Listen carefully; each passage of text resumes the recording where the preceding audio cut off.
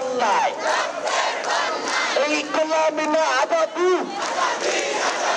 স্বতন্ত্র বিশ্ববিদ্যালয় দাবিতে রাজপথে তিতুমীর কলেজের শিক্ষার্থীরা ক্যাম্পাস থেকে মিছিল নিয়ে আবারও অবরোধ করেন রাজধানীর ব্যস্ততম এলাকা মহাখালীর আমতলী মোড়।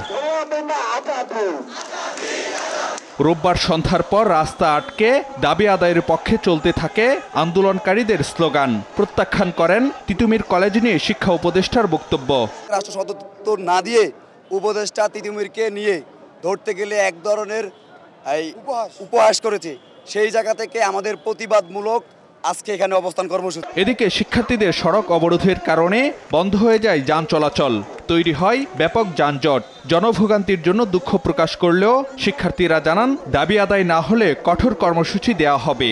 সোয়া 1 ঘন্টা অবরোধ শেষে মহাখালীর আমতলী মোড় ছাড়েন তিতুমীর কলেজের শিক্ষার্থীরা। বিক্ষোভ মিছিল নিয়ে অবস্থান নেন ক্যাম্পাসের সামনে।